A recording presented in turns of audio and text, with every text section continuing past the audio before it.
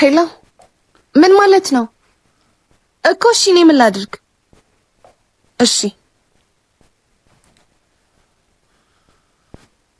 ምን ልታዘዝ? እንደዚህ አይነት ሁኔታ ነው የምታዘዥ? ታዲያ እንዴት አድርጌ ነው የምታዘዝ? ለምንድን ነው የምትናደጂው? ለሁሉም ሰው የመገልፈጥ ግዴታ የለብኝም።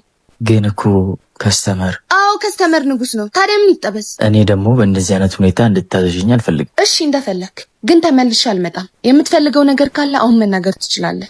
ተመልሰሽ መጥተሽ ታስተናግጂኛለሽ። ቀልደኛ። እንወራረድ። አንቺ ተመልሰሽ መጥተሽ ካስተናገርሽኝ እዚህ ቤት የምጠቀመውን እያንዳንዱን ሂሳብ አንቺ መትከፊ ይሆናል። ግን አንቺ መጥተሽ ካላስተናገርሽኝ የአንድ ወር ደሞዝሽን በ6 አባዝቼ የሚሰጥሽ ይሆናል። በባረር ይሻለኛል። አልታዘዘም ነው የምትለው? እዛ ጋር የተቀመጠው ከስተመር ነው። ምን አረገሽ? እባክህ እሱን ተውና አስተናግረው ሂድና። እሺ ለምንድን ነው መሳቅ አይጠበቅብሽም እኮ። ለምን ተናደድሽ ነው እኮ። የቤቱ ባለቤት ነው።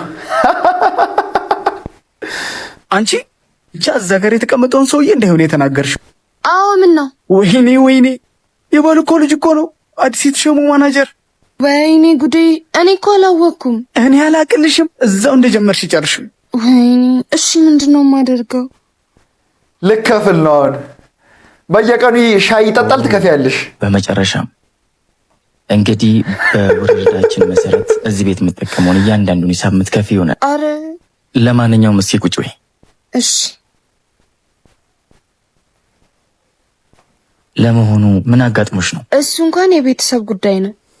በእርግጥ ሁሉም ሰው ፈተና አያጣውም፣ ግን የውስጥ ስሜታችንን በግልጽ ለሰው ልጅ ማሳየት የለብንም። ምክንያቱም አብዛኛው ሰው የሰው ጭንቀት ግድ አይሰጠውም። ትክክል። የራስሽን ጭንቀትና ሀሳብ ራስሽ ጋር ቆዩ።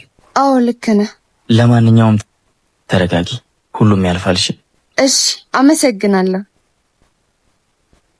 የተባረከ ማናጀር አጽናናሽ። ያው በቃ መጨነቃችንን ማሰባችንን ምናምን ሰው አይቶ እንዲያዝንልን ኤክስፔክት ማድረግ የለብንም። ራሳችንን ሶልቭ ለማድረግ መሞከር ያለብን።